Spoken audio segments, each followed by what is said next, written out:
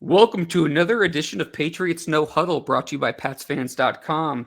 Mike Diabates, Steve Balscherry, Derek Havens, your hosts, as always, here to talk about the Patriots' big win in Week 5 of the 2025 NFL season on the road against the Buffalo Bills on Sunday Night Football, prime time, 23-20, just as we all predicted last week. Well, maybe not, but close enough.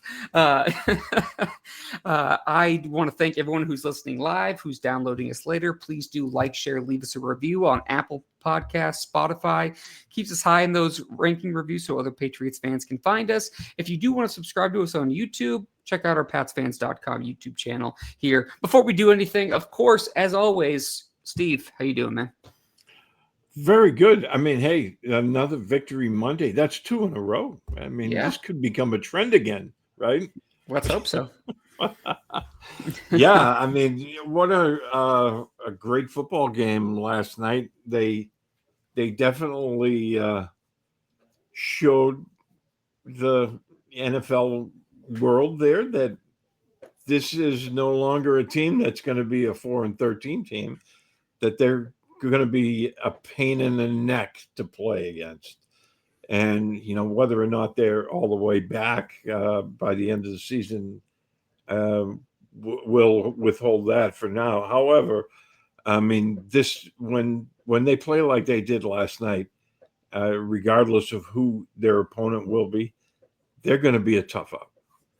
And 100%. Well said. And we're recording this on October 6th, the Monday, about 4:10 p.m. Eastern time. Obviously, the game was Sunday night. Mike, I'm gonna for one, I want to just say hello, and I want to get your intro here. But I want to also say this, and I want you to follow up with this thought. And Steve, I'm going to go to you for this next because I think this is a point for Patriots fans. I think the game last night was the most intense game they've had in probably the post-Brady era. And I think it's the biggest win they've had in the post-Brady era for the Patriots. And, I mean, when was the last time that – obviously, we knew they were getting up for the game, prime time. But, you had Vrabel in his first year. Drake May coming out party. Drake May making plays. Stephon Diggs making plays. A lot of young guys making plays on the, and there were some good and some bad moments, and we'll get into all that. But I felt like last night was the first game I felt like the intensity in the last few years that we just haven't had in 5 or 6 years as Patriots fans. No, you're absolutely correct there. But, you go back to that one win they had against Buffalo when Mac Jones was a quarterback. That was kind of a fluke because it was the hurricane wins. Yeah. Well, it was basically a hurricane they were playing in, and they only threw the ball 3 times. That one was 2 completions, 19 yards. Yeah, we're not. Yeah, this isn't it. This was not that. And where the offense is kind of caught fire in the second half a little bit. They answered the bell. Okay. They were up by 10. Buffalo comes back. We knew Josh Allen wasn't going to score 10 points, right? But yet when the game was on the line, now, you have the chance to win the football game. Your quarterback goes out and does, Josh Allen type things, right? Yep. That first play was incredible. Then that throw, to Booty. I mean, those were the kind of big time plays that we haven't been seeing for the past 5 years. And, and it happened at crunch time, and it wasn't against the Carolina Panthers. This was against the Buffalo Bills, who a lot of people, myself included, believe that Buffalo is going to win the Super Bowl this year. So that's the kind of, win that you need when you're trying to turn around the franchise. And I think they answered that bell last night. And then that was a huge, huge win for them.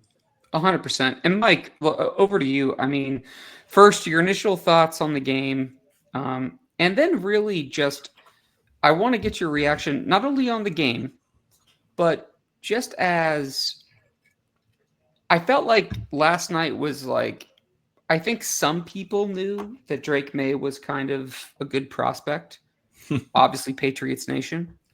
But on a national stage, Mike, he really had the opportunity to go out there and showcase what he can bring to the table. And I think he did that last night. And he's getting a lot of love and praise. He's getting his flowers, as the kids say, and I think that it's all well deserved because he was nails. I mean, he was 13 of 14 for, I want to say, 184 yards in the second half, 6 for 6 for 90 yards in the fourth quarter, and just absolutely showed his skill set. His leadership is showing up, and his playmaking ability. And it's really exciting if you're a Patriots fan. Absolutely, without any question. Drake May's coming out party was on a national stage last night, and he rose to the occasion. And if you're looking for, exactly, he didn't flinch. And if you're looking for, I think maybe a microcosm or maybe one defining seminal moment that you want to take away from that, if you're a Drake May fan, and he's got plenty of them here in New England, and rightfully so. I look at that final drive, and Drake is about to drop back. He's about to take maybe a 7-8 yard loss, turns it into a 12-yard completion and a gain to Stephon Diggs. That, to me, summarizes everything that the Patriots hoped they were getting in Drake May, everything that the naysayers said he wasn't capable of doing. And credit to Josh McDaniels, who I think has really let Drake be Drake in this situation. All respect to Alex Van Pelt. And, I do appreciate everything Alex did here last year for him. I think he was tremendous in bringing along his fundamentals, his footwork, how to place the ball, things of that nature. He taught him how to be a pro-level quarterback. But Josh McDaniels is recognizing that in order for Drake May to be the guy here in New England, you need to keep some element of Drake May in him. You can't always take that tuning fork that he's got somewhere deep inside him that tells him to go for it and try to make the play. You can't eliminate that from him. You have to make sure that he has the ability to do that. And credit to Josh and credit to Drake, who seem to have struck a perfect balance here with both of these guys, understanding what his capabilities are and understanding what Drake wants to do. If I'm a Patriots fan watching this last night, yeah, this was an arrival of big proportions. And now it's going to be on Josh McDaniels. It's going to be on Drake May himself. And it's going to be on the supporting cast to keep it going. But they built themselves a tremendous foundation on which they can build last night. And the future looks bright in New England for the first time in a long time. Shout out to Chris. Hey, man, thanks for listening. Appreciate you. How about them Patriots? Let's go. Great win. Thanks for tuning in. Mike, yeah, good point. I mean, I think there were a couple of key plays from Drake. Some plays he made, some plays he didn't make, which I also think is key for him. The play down the sideline, obviously is just gorgeous. He had a really nice. Hunter Henry made a couple of really nice catches, but I think Drake's ball placement, he was protecting his receivers and he was putting his ball placement in a really good spot so that they could make sure they got down in some really tight window throws. There was a play where obviously the played Daquan Jones, the Bills' defensive lineman, almost dragged him down. He was able to get it off to Diggs, who was just unbelievable last night. Again, 24 games without a 100-yard, performance, and now has done it in back-to-back weeks. If we get the same kind of Diggs we've gotten in the last 2 weeks the rest of the way, gentlemen, we're going to have I think it's going to be even better than we anticipated offensively. And then there were some other things too. I mean, there was Benjamin Solak, who does some really good film breakdown. I tweeted it out. My handle's right here at Patriots Haven. But if you go to my Twitter account, I tweeted that earlier. He had a really great breakdown of some interesting things the Bills were doing defensively. And man, May feathered a couple of balls in, lasered a few in. He had the perfect touch. He wasn't afraid of the moment. And I just thought overall, just so impressive for a young player in a hostile environment. I mean, let's just call it what it is. I mean, it's the Bills had the Bills were the last undefeated team in the league, and the Patriots, do they need to win it? No, we didn't say it was a must-win game. Obviously, it would have been a fun upset, which it was, but But it just shows kind of like, it kind of just stamps you as like, hey, this isn't the same old, Patriots team the last like 5 years. Like, this is the team that's building. And I thought it was a statement win. I keep going back to that phrase, statement win, for not only Drake May, but for Mike Vrabel, but for the rest of the team. I mean, Steve, you and I talked about this for a long time. New coaching staff, defensive coordinator that's basically been out the entire year because he's dealing with prostate cancer. You got Zach Kerr, who I think called an excellent game as your linebackers coach, kind of stepping in for Terrell Williams. You have basically 50% roster turnover. You're playing against a division rival who's won the division the last 5 seasons. And now you go on the road, and now you're lining up against a couple opponents who, look, nothing's a gimme in the NFL, especially for the Patriots, just because they have one big win. I'm not going to just chalk up wins left and right, but they have 3 very winnable games on their schedule moving forward. Now you're 3-2. You have a chance to go ahead and potentially be 6-2 here in about 3 weeks. And then all of a sudden we're talking about roughly the halfway mark, and we're talking about them putting themselves in position to crack back into the playoffs. You're absolutely right. And that's the kind of caveat with this from last night. Celebrate last night. It was well deserved. I imagine that plane ride home was pretty raucous, but now it's time to get back to work. Because if you go into New Orleans and then lay an egg, all of that goes away. Great stuff that you built up is gone, right? So, and I think with this coaching staff, they're not going to allow that to happen. Vrabel will crack the whip this coming week, and we'll see, how the game plays out. But, for them, you're absolutely right. I mean, look, you could conceivably be 7-2 because after the next 3 games, with the Saints, Tennessee, Cleveland, they have Atlanta at home, and that's a winnable type game as well. Atlanta and Tampa Bay are kind of like, Tampa's a different story, but I mean, Atlanta at home, you could conceivably, not saying it's a guarantee or anything, but things would be looking pretty rosy at 7-2. But you have to take them one at a time. So this coming week, they have to take care of business, go down to New Orleans and do the things that they did last night. They play like they did last night. They should handle business down there in New Orleans because, I think Buffalo is a much better football team than New Orleans is. And, the rebuild just got a jolt. I mean, let's call it what it is. And, it was across the board.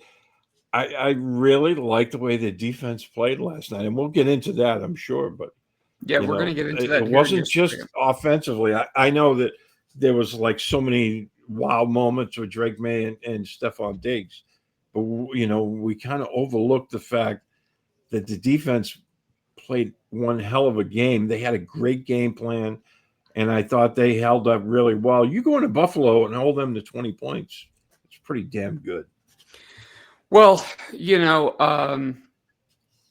talk about, your first statement, you talk about the performance against one team versus another. We know the NFL doesn't have transitive property, right? It's not, A plus B doesn't always equal C. It's not always the same thing. And I agree. I think there's a lot of unsung heroes from last night. Like, I don't think the offensive line played well, but I thought Will Campbell had a hell of a game.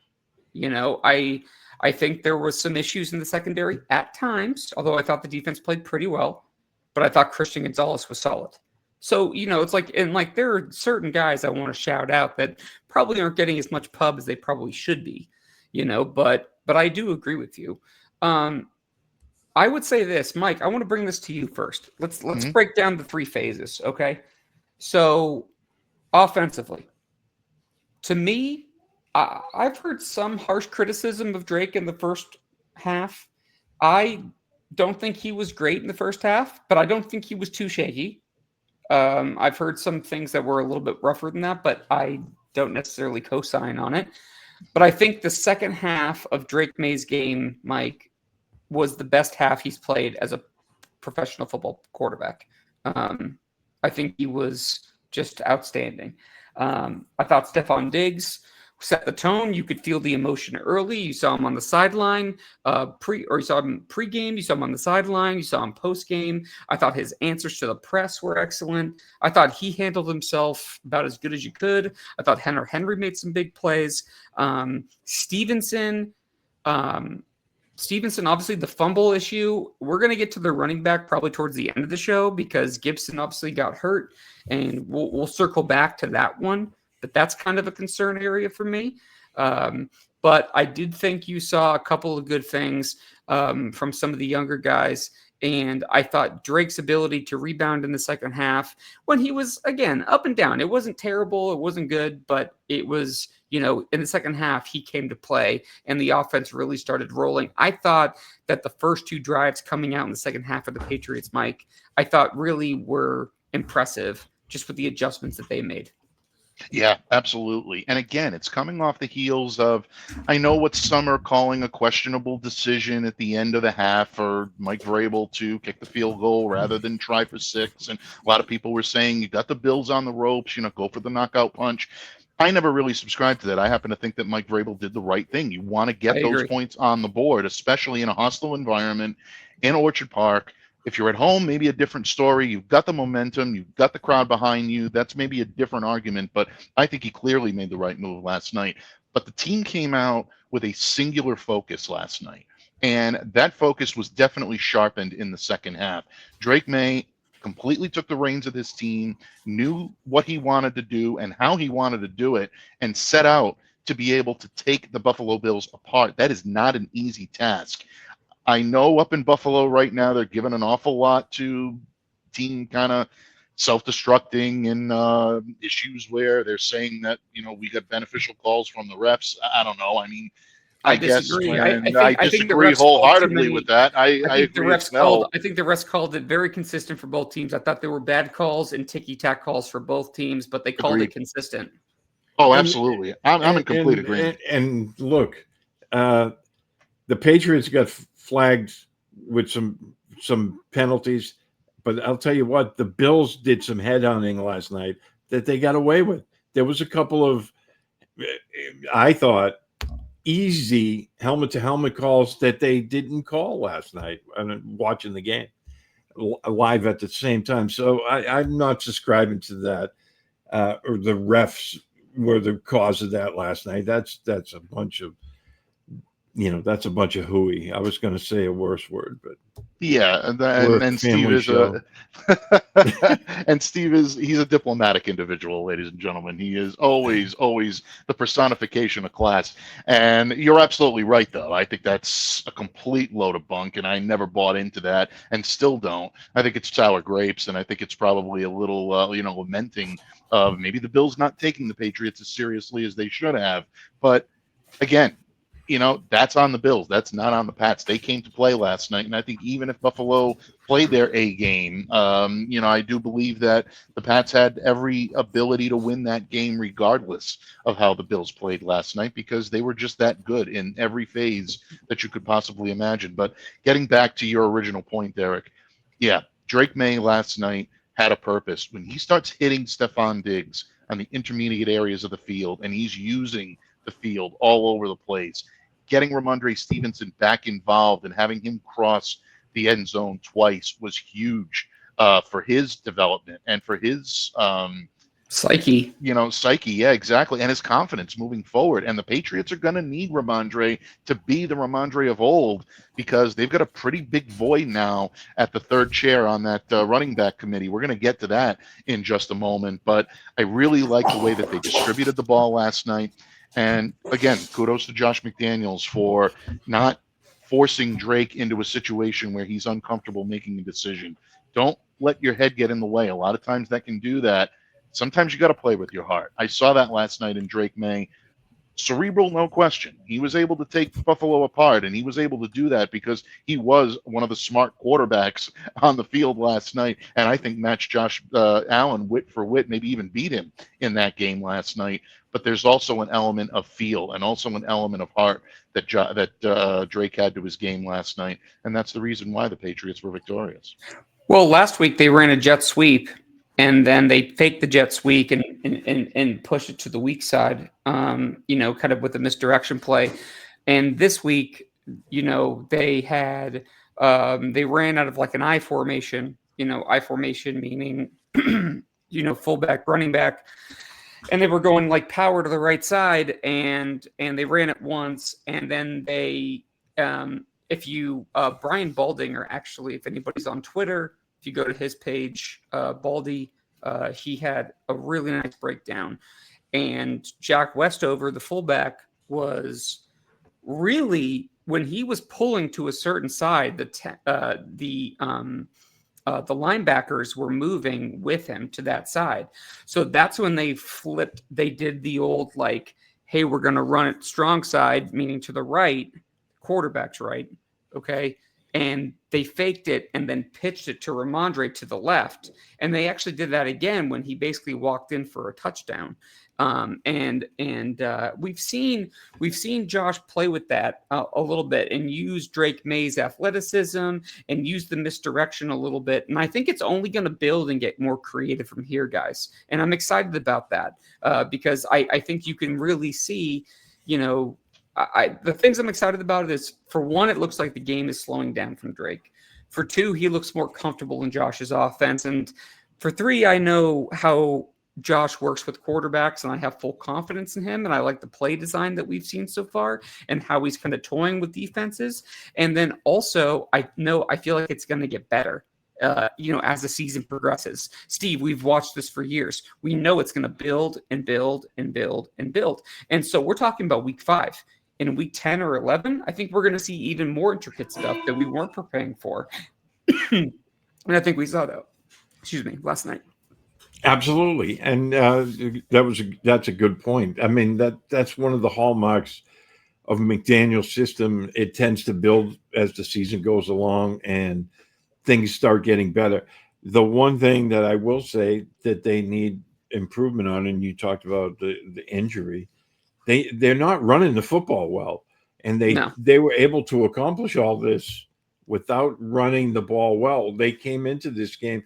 Buffalo was allowing an average, of 6.0 yards per rush, and like over 160 yards per game. And the Patriots did not run the ball well against that team. Now, are those numbers skewed a little? Yeah.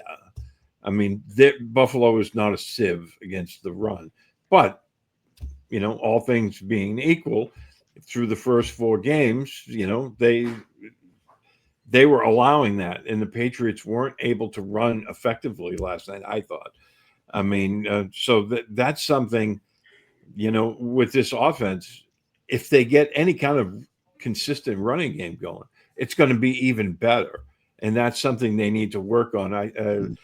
When we're talking about running backs, I mean, it's going to be interesting how they use Travion Henderson. I know they don't want to put too much on his plate right now, but they did use him a bit last night. I think that's going to have to increase.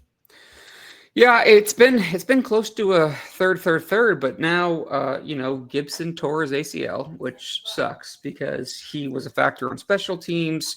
He was a good spellback. He was, he could catch the ball, he could run the ball. Let's get into this now because I want to switch to the defense and special teams, but we're on the offense. So before we go ahead and move forward with it, I think we need to talk about what they're going to do at running back because they're in kind of a weird spot.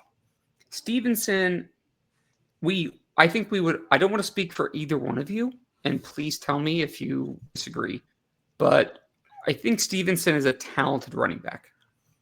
I think the fumbling issue is obviously a problem. I also think that sometimes with running backs and players in general, those kind of issues can be mental. And I think that it's a little bit mental with him right now.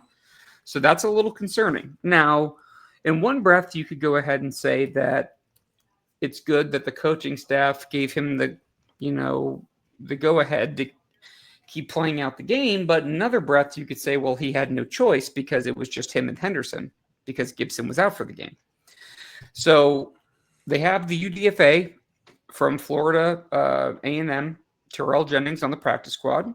Played pretty well during the preseason. They could elevate him. But would it be a surprise, Mike, to you? Would it be a surprise if they worked out a couple of veteran running backs? I feel like you have to at least kick the tires on a couple of guys. We talked about pre-show. Maybe they bring back a guy like JaMycal Hasty, who has some familiarity. I feel like they have to bring in another guy, whether it's to the practice squad or the active roster this week. Yeah, absolutely. I do believe the Patriots will at least kick the tires on one of these guys. And very coincidental for the timing. I'm actually writing about this subject for Sports Illustrated. As a matter of fact, by the time you're listening to or viewing this podcast, unless you're with us live right now, this article will drop this evening. So keep an eye out on that on Monday evening for that.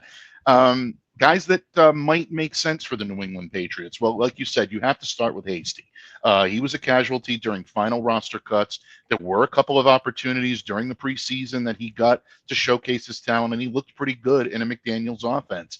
This kid would come in, plug and play. He knows the system they're running, and he knows the system they're running this year. So that gives him a leg up on the competition if they want to replace the void, which I do believe is going to be left behind by Terrell Jennings. I think he'll be the guy that is vaulted to the regular spot on the active roster. But if the Patriots want to go in a different direction, and Hasty is not the guy they want to go with, three names that are intriguing that could have potential connection to the Patriots or connection to this week's Week 6 game that we're going to go over on Wednesday. And we'll get back to that one, I'm sure, in the time being. But two names, if you're the New England Patriots, that I would at least keep an ear open for. Cordero Patterson is the first name that comes to mind. Now, I know Cordero is getting a little long in the tooth, but this guy is a four-time first-team All-Pro as a kick returner. Patriots need some help there. You don't want to burn out Marcus Jones. And last time I checked, check two boxes. Yeah, and the last time, exactly. And the last time I checked, Antonio Gibson had a 90-yard kick return in Week 1 that absolutely put him on the map as someone that was going to be a force in this team when it came to scoring points. So he's a name to consider right now. He is a free agent. Pittsburgh released him. Again, like I said, not a perfect fit, but someone that does know Josh McDaniels as well. He spent a year here in 2018. That's a name to keep an eye on. A guy that Steve and I always liked here in New England, and I know I'm going to bring a smile to his face. And Steve, if you're sharp, I think you probably already thought of this name, and that is J.J. Taylor. Taylor, yes. Look, J.J. Taylor is a shifty running back. He's a guy that is not going to be a difference maker, but he's a guy that can make things happen. He's a very effective between the tackles runner, and I always liked his fit here. And Josh always liked him because he always got a chance to carry the rock and to be able to do things that he knew he wanted to do. You're looking for a change of pace guy. Yeah, JJ could be an option. And we know he can handle the ball out of the backfield as well. The last name that I'm thinking of right now for the Patriots does not necessarily align with a player that's been here before, but he spent some time in the New Orleans Saints organization, and Patriots are happen to be facing them in Week 6, and that's Jamal Williams. Jamal Williams is capable of not only receiving on third down, the most, to be honest. Not only receiving on third down, but 4,122 rushing yards on 1,069 attempts, 32 rushing touchdowns. He is in game shape. He wants to play for a team right now. He's worked out for the Miami Dolphins, and he worked out for the Chicago Bears in August. Everything I'm hearing says that he's keeping himself in game shape. So don't be a bit surprised if the Patriots go and ring on his doorbell as well. Those are the three guys I'm watching for the Pats now, not named JaMycal Hasty or Terrell Jennings. So I think the Terrell Jennings one is obvious just from the practice squad. Obviously, they like him. They want to keep him around. Hasty, there's an easy linear connection there. Patterson's interesting because it does check two boxes. He can help on special teams, and he can catch some passes out of the backfield. I could see that working out. JJ Taylor, I'm biased, but bear down, go Wildcats. So what am I going to do? That is my boy. But I do like Jamal Williams, I think, the most out of the option. I mean, yeah, you could make the argument for special teams. I'm not disagreeing with that. But I do like the idea of Jamal Williams there as a true fire back, because I would like to go ahead and keep on building Henderson's workload as a passing back. But, that's for the coaching staff to decide. And having some flexibility at the bottom of the depth chart at a running back or receiver position is incredibly key, for value add. So, I think those are all great names, Mike. I think any one of those guys, makes sense. But, with no offense to Terrell Jennings, all four of the other guys that you listed, I still think they should add one. Again, whether they move Terrell Jennings up and add one of those guys to the practice squad, right, or move one of those four guys to the active roster and keep Terrell Jennings around, I think they just need to add another body in that room. Right. I just don't really see another way around it. Steve, over to you. Who would be your first pick, and what are your thoughts on the whole situation? And also, why is JJ Taylor so great? Is it just because he went to the University of Arizona, or am I just? Well, that's not. That wasn't in my wheelhouse as a reason there. No, it was funny, Mike, because I was doing the same mental gymnastics this afternoon, and I came up with the exact same three names. So that means we're on to something, which basically means that they won't grab any of them. However, I really like those three guys. Patterson, for the obvious reason, because he's a dynamic kick returner and can play running back. So, he would definitely, help there. And I agree with you. I think Jamal Williams actually was my top choice because, I've been reading that, he still wants to play. He's 30 years old. He's on obviously the wrong side now of 30, but at the same time, he's not ancient. And, keeping himself in game shape. He's a big, he's like a 225-pound running back. So they could definitely use his help there. And of course, JJ Taylor, who fit in with the Patriots. I don't know whether or not they'd be interested in bringing him back, but he was a name that definitely popped right into my mind about that. And, hey, unless they swing a trade for somebody else, I really like those three names, and maybe they can bring in one of them and, help this running game get some traction. All right. Sorry, gentlemen. I lost you for a second here. So I guess over to the defense, unless there's any other leftover offensive pieces. Anybody?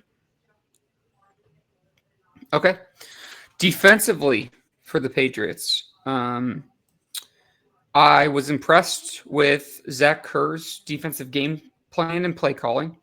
I think in lieu of Terrell Williams being absent, dealing with his medical situation, I think that they're lucky to have Zach Kerr there because I think he's doing a pretty good job. There were some issues at times, but I thought overall they were swarming to the ball. I thought Christian Ellis made a couple of good plays early. They did a pretty good job with Josh. I thought Christian Gonzalez is not going to get the love that he deserves, but he had an excellent game. I thought Craig Woodson played pretty well too. Another person I haven't heard a lot of people mention. I thought I have to go back and look at the tape again, but I thought he was around the ball, quite a bit. Jalen Hawkins, I thought, had an up and down game. Jalen Hawkins is kind of that player where he has a couple of good splash plays and he kind of lets a couple ones go. I thought Joshua Farmer had a good game. Now, him and Elijah Ponder both had some pretty bad penalties. There was that drive in the second half where they had two personal, foul penalties where they just gifted Buffalo 30 yards, Steve. And you just, all I was thinking there is like, okay, you're playing a competitive game, but you're not good enough to just hand people 30 yards, And and Josh Allen 30 yards. yeah, you're just like you No, basically and those were and those were type of penalties that there's no argument with them. I mean, I've heard some people say, "Well, it was on the ref for not blowing the whistle." Look, no. you've been playing football long enough that when a guy he wasn't on one knee, he was on both knees. Okay. Yeah, and he came across the top like it was like a WWE friggin' finish move. I'm I like, what mean, are we doing yeah, here? that's exactly what it looked like. So no, that was a terrible penalty today. And maybe And what's real quick, you, just not to cut you off, but like some of those things, and like even that Brendan Schooler hit where he basically took out Marcus Jones and not the Buffalo Bill, where he got flagged. It's like, do you think that some of those penalties are just because they're just like kind of frothing at the mouth with so much emotion? that could very well have been. I mean, because again, that was a penalty that did not need to happen. I mean, that play was well out of bounds, and when I saw it, I just went, "Oh my goodness!" Why are they hitting that guy so far out of bounds? But again, that was deserved. But getting back to the defense, the one thing that I kept noticing all game long, Josh Allen had a ton of time to throw the football. And, we've all seen this. We've all seen this film before, right? When a quarterback has 6 seconds, 5-6 seconds to throw the ball, somebody ends up wide open. Look That at the wasn't look at the happening.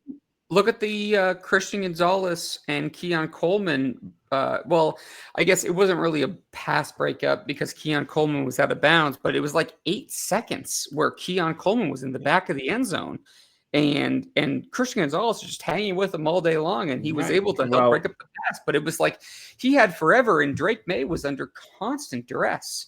Well, and again, going back to that, I think the play of the secondary is kind of getting overlooked in all the splash with the offense because you look at, how much time Josh Allen had, and everything was it was a struggle other than, Kincaid, who had a fantastic game, and they didn't have an answer for him. Tough matchup. But you look, all right, Keon Coleman, Khalil Shakir, Yep. they didn't have big games. I know Coleman scored a touchdown, but Coleman had 23 yards. I think Shakir had 45.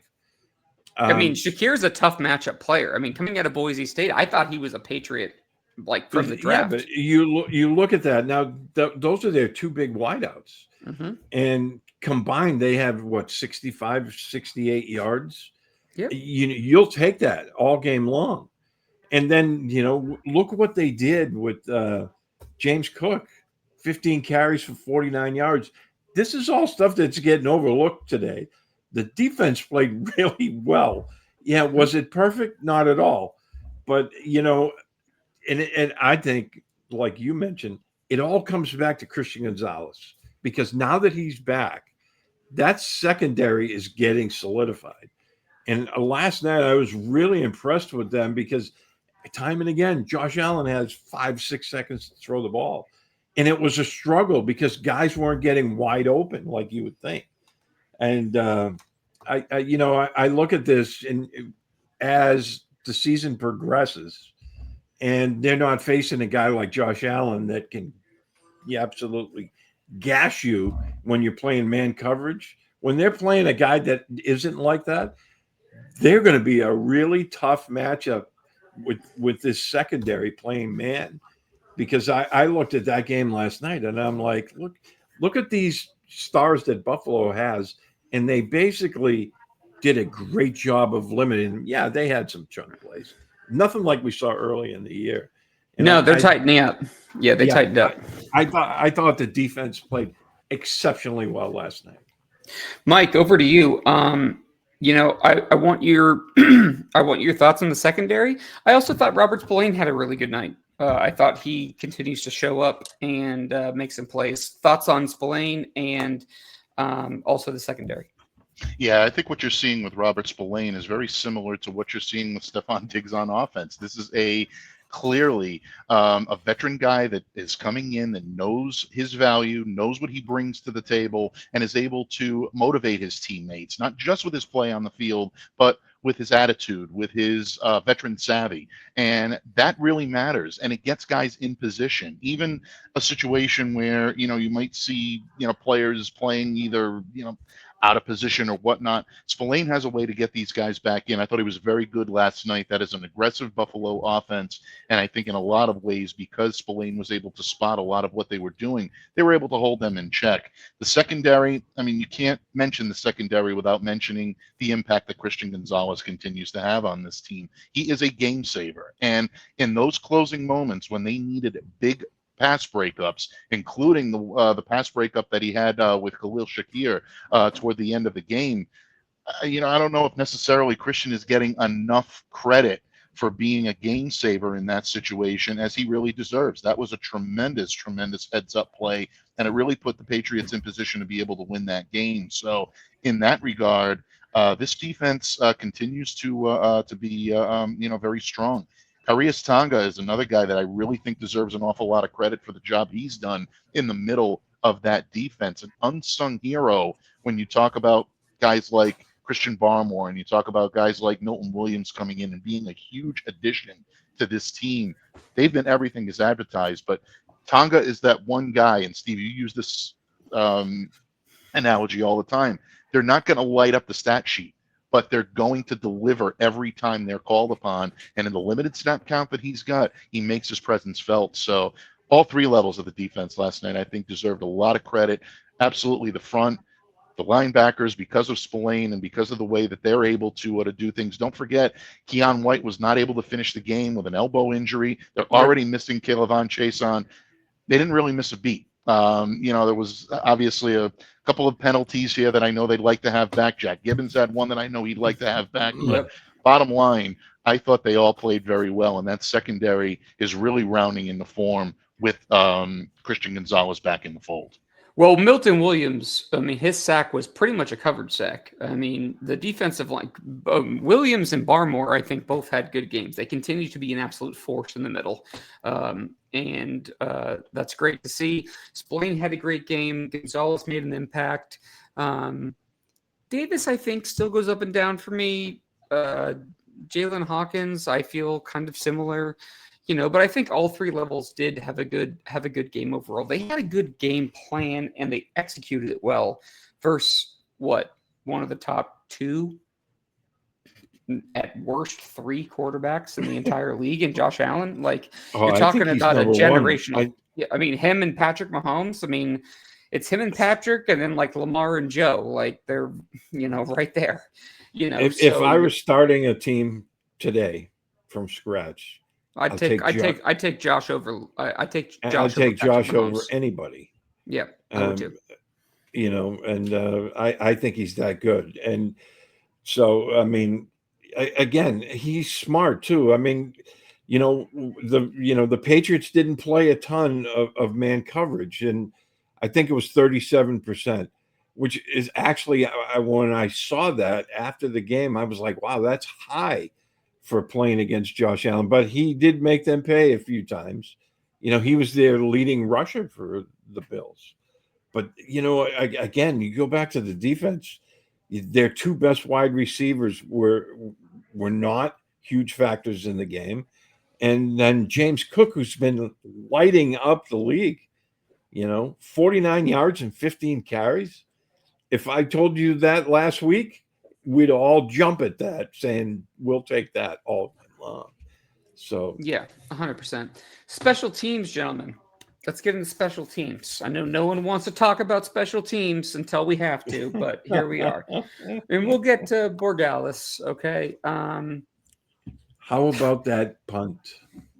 I'm going to go to you for. I'm going to give, because you mentioned that, I'm going to go to you first. Can I just tell you, I might have seen the most impressive 0-yard gain from a punt return standpoint last night when Marcus Jones spun around on the sidelines. He gained nothing. Brendan Schooler, his own teammate knocked him out of he got drilled too. Yeah. And he has no business spinning to that back left shoulder. Somehow did it because he just has like the ridiculous like Matrix like spatial awareness. Yeah, he looked like Neo with that bend. Yeah, yes. And I'm sitting here being like, dude, you are ridiculous. Like I know in his mind I was worried he ready. wasn't going to get up. Because... Yeah, well, he's not a big dude. He's like 5'8". He's 5'8". He's 5'10" on Tinder, but he's 5'8" in real life. So the younger generation gets that, but I know that will float over you guys' heads. But Brendan Schooler just knocked him. Seriously though, Steve, you can go wherever you want. That punt was gorgeous by Behringer. Oh my goodness! And go to that, and then go to the Borgalis thing. And Mike, I want your thoughts after that as well. Borgalis nailing that kick that was good from 52, easily good from 65. I mean, at least 65. I mean, that thing was just absolute missile. Just thoughts on both of those, because those were both just, I mean, people don't, I'm not saying, I don't want to speak for everyone because I never like to tell people how to feel. And maybe some people already think this. I'm not trying to like say it like I'm talking down to anybody. I don't think some people realize the ramifications if Andy Borgalis misses that kick in the fourth quarter. Because if he misses that kick, Bills have 16 seconds, no timeouts. Well, that's one Josh Allen throw and a quick clock before Matt Prater, who has one of the biggest legs in the league, can drill it down the pipe, who's been a very solid kicker for a long time. So three Josh Allen plays at 16 seconds. That's what I'm saying. I mean, they could have literally done that. So, I just think that Borgalis kick was massive, huge for the rookie. That's why they brought him in. Had a great leg. He showed it off there, right down the middle. And that Behringer kick, literally, like you said, Steve, or you were starting to say, flips field position. And I think the biggest thing with Behringer for me, Steve, is that sometimes he overkicks things because his leg is just very strong. And so sometimes he sends it to the end zone when he could probably taper it off a little bit. But I know it's a hard science to it, but I thought last night, both of the specialists from a kicker and punter's perspective, I thought they both played well and they both had an impact on the game. Yeah, that punt, I mean, look, they stalled. They have to punt it away. And it came very close to being a 72-yard punt instead of a 73, which, they could have down the ball even farther. But as it was, it netted 53. It flipped the field position. I thought that was a huge swing for them because Buffalo was obviously looking to, get a return going. But you talk about Borgalis's kick. Mike Vrabel talked afterwards about so many block kicks this year, and one of the things they were stressing on getting the ball up high right off the bat. And that thing sailed. I'm talking, I mean, that was way up on the screen at 52 yards. And like you said, I think that was good from 65 easy. And it was right down the middle. It was a no-brainer. But then after that, you figure, okay, now there's 15 seconds left. That kickoff was nails. Because if he puts it another 2 yards deeper, they take a knee, and then they have 15 whole seconds. It forced them to run the ball out, and it took, I think it was 7 seconds of the 15 off, which is like now they were basically reduced to one play. And I thought that kickoff was really important as well. And, special teams, other than Marcus Jones doing the Neo thing, I thought they came through when they needed to last night in a big way. That was a huge field goal, not only for the team, but for Borgalis as well, because now his confidence level is way up there. Well, you know how important like that confidence level is for somebody like that. It's such a mental thing, you know how he knows how to do it. I mean, this is why he was the number one ranked kicker coming out of the draft this year. This is why they drafted him, on early day 3 of this last draft. So that's huge. I think that's incredibly important. Again, I want to thank everyone who's listening to Patriots No Huddle, brought to you by PatsFans.com. Please do like, share, leave us a review on Apple Podcasts or Spotify. Keep us high on those podcast rankings so other Patriots fans can find us. Also, check out our PatsFans.com YouTube channel. Steve Ballstieri, Mike Debate, Derek Havens here, as always, as we wrap up this recap of the Patriots' upset against the Bills. Mike, your thoughts on the special teams? I know it's not the sexiest topic, but, for people who are listening to this podcast, I know that they care, that we want to talk about all aspects of the game. There was a couple of impact plays and impact players in this 23-20 upset against Buffalo in Orchard Park. What are your thoughts?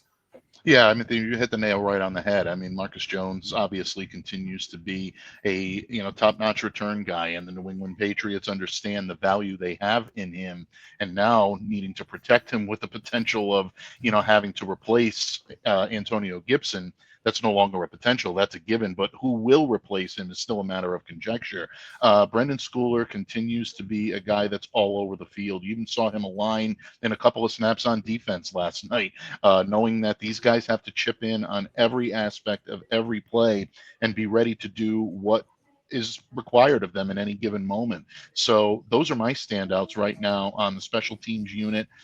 This team continues to compile, solid players on the coverage units, and I thought the coverage units were very good. Bryce Behringer, I think you have to give him an awful lot of credit for the punting job that he did last night. Andy Borregales, I mean, what can you say that hasn't already been said about Andy at this point? He was tremendous last night, and I think that's such a great point that you made, Derek, about the reversal of fortune that could have happened to the New England Patriots had that kick not went through the uprights or sailed, beyond. That could have been a problem. But the New England Patriots had a lot of faith in Borregales. Credit to Jeremy Springer for consistently staying with him and helping him and to Vrabel kind of cultivate what he needs. And ultimately, yeah, you're absolutely right. Mike Vrabel was the head coach. Stick with the kid, know what you got, and know the value that you have.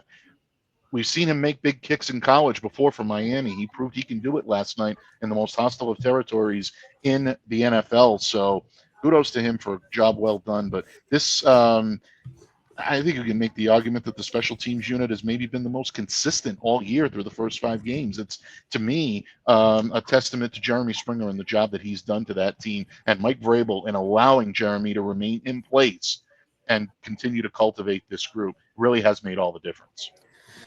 All right, gentlemen. Yeah, I think Behringer, of the 4 punts last night, Behringer put 3 inside the 20, and the fourth one was that 73-yarder. So the 73-yarder was nuts. That was a solid game for him last night. Maybe his best game, Steve. I mean, maybe his good punter talk here. I'm sure everyone listening is, you're not getting this in a lot of other podcasts. This is why you tune into Patriots No Huddle right here. Maybe his best game. I don't know if I want to say ever, but I mean, in the conversation, I mean, he was lights out last night, and those things matter when you're playing against a quarterback, Steve, like Josh Allen. You need to go ahead and push them back, and flip that field, because you go ahead and shank one, and all of a sudden you're giving Josh Allen the ball at the 35, the 40, and you're giving him a short field, 2 passes, and he's in field goal range. Yeah, absolutely. I mean, that's that's the hidden, game within a game type stuff that gets overlooked a lot of times. But no one wants to talk about it unless it costs them the game. Special teams. That's very true. But I think the special teams overall, and I think Behringer deserve a heck of a lot of credit. So, all right, well, let's do final thoughts. I'm going to go first. Steve, you go second. And Mike, you go last. And then just take us out, buddy, okay? Okay. So, first and foremost, Again, we're recording this Monday, October 6th. We'll be back on Wednesday for the preview for next week. My biggest takeaway for this game is, look, I think everybody, from a fan perspective, this is a fan perspective, not a player perspective. From a fan perspective, everybody should enjoy this game. I also think that we need to go ahead and make sure that we understand that we have to temper expectations, right? We're not expecting this Patriots team to go to the Super Bowl or win the Super Bowl. We want to see them build there and ascend there. I think that what I want to take away from last night's win against the Bills is that you were the underdog. You were the less talented team, but you outperformed them, and you saw your second-year quarterback show his leap on a national stage under the bright lights of primetime. And I thought that was displayed brilliantly. And you're seeing a lot of young players and young coaches and new coaches kind of meshing together. This is not an overnight thing. This is not a week-to-week thing. So this is a year-to-year thing. Okay, there's been a lot of question marks. I mean, we're talking about the year 2025. Brady, Tom Brady left in 2019. Bill Belichick was, obviously a little over a year ago. You're talking about kind of flipping the page in almost impossible winning situation. And so now you have a coach in Mike Vrabel that looks like he's instilling confidence in his players and coaches around him. You're seeing your second-year quarterback kind of take on more of a leadership role. You see him on the sidelines, whether it's Twitter or Instagram or any social media, of him being, gassed up on the sidelines in a positive way, like firing guys up. You're seeing, half the roster turned over. You're seeing 11 out of 22 starters. 50% of your starters are new from the previous regime. This is a building block moment. And so, if people say, hey, it's just week 5, it's just a regular season game, I would say, yeah, you could look at it like that. Or you could say that this is a moment where they're just going to continue to step up and build from here. And I think that they are, you don't want to make too much of it, but I think that you feel very optimistic for the first time as a Patriots fan in the last few years to go ahead and build through it. So that, to me, is my message as we end the show, guys. I'm fired up about it, and I think Patriots fans should be. But we still have a long way to go, and that's okay. But you want to see positive steps forward. Steve, you're up. Really quick, final thoughts. I go back to what they were talking about last night on the telecast. If you want to be the man, you have to beat the man, and I think last night showed. Even like there was still a lot of naysayers about the quarterback that the Patriots have. They got the guy. I think last night showed that they got the guy. He's not all the way there yet. I think he's still just scratching the surface on what he could become. But they have the right guy in place to help him with Josh McDaniels. And they have the guy, and you can't be any happier than knowing that the quarterback is going to be here for a long time, and he's going to be that guy. Mike, over to you and take us out, bud. So well said, Steve. And again, I'm glad you mentioned to be the man, you got to beat the man. Because how dare Chris Collinsworth not credit the great Ric Flair for coining that phrase? Come on. You're talking the kiss stealing, wheeling dealing, limousine riding, jet flying, diamond ring blaring, Rolex wearing son of a gun. And that's the man that beat the man 17 times for the world title. No, all kidding aside, you're absolutely right. That's exactly what the Patriots had to do. They had to prove that they could go into a hostile environment, beat a team that almost everyone, including the three of us here on this program, expected to win that game last night. They did it, and they did it their own way. And I think my final thoughts really come back to the right notes that are being touched upon by this coaching staff. Mike Vrabel is allowing his assistants to be able to put their own stamp on their positions, and he's given them the freedom to be able to work with these guys the way they need to be worked with.